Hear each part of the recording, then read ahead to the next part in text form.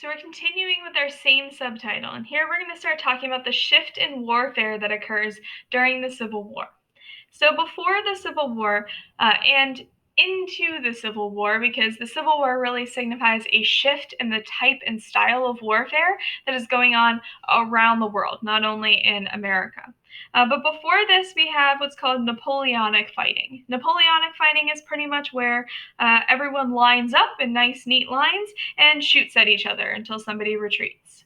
And this works just fine when the weapons are not very accurate, because not that many people will be hit. Even if you are hit, then you can probably remove the bullet fairly easily and go on with your life, unless you just happen to be hit in something vital. So yes, there are casualties in this style of fighting, but not nearly what they will be in the Civil War.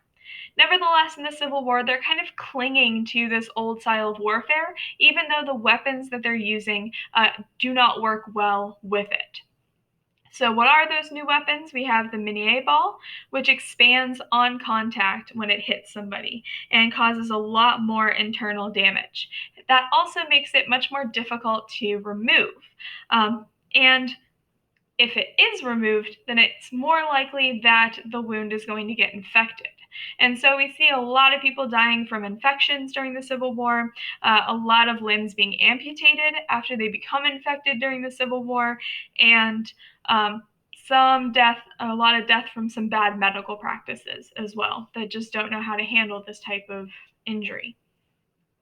Add on top of that the Springfield rifle. The Springfield rifle is a new and more accurate rifle, and so we're combining bullets that do more damage with rifles that actually hit more people.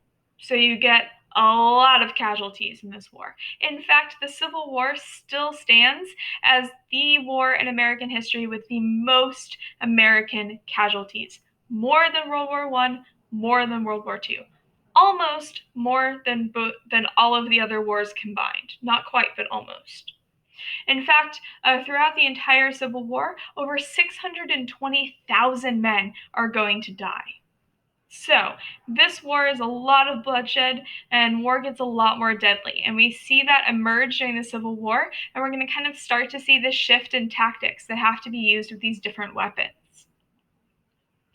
So moving on now to the state of Kentucky. Now, Kentucky was neutral, but important because it had horses, which might not seem like that would make Kentucky important, but when a lot of your army is going to be mounted on horseback, that makes Kentucky very important.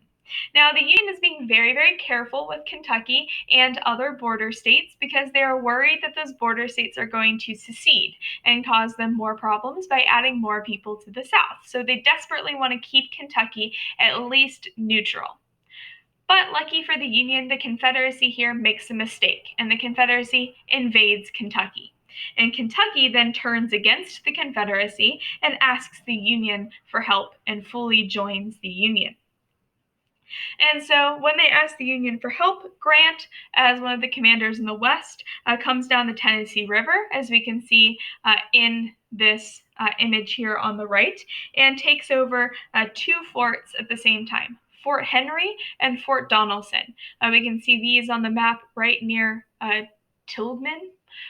Those two forts they take on like back-to-back dates and take over Kentucky and liberate kind of Kentucky from the Confederates who were trying to take it over. He actually fights again against Nathan Bedford Forrest, who was in charge of those Confederate forts and was an expert cavalryman. So the forts actually sign a note promising to stop fighting and are welcomed back into the Union. But this is pretty much meaningless by 1863. And Grant is actually going to continue down the Tennessee River and into Tennessee and fight another battle called the Battle of Shiloh that we'll talk about more tomorrow.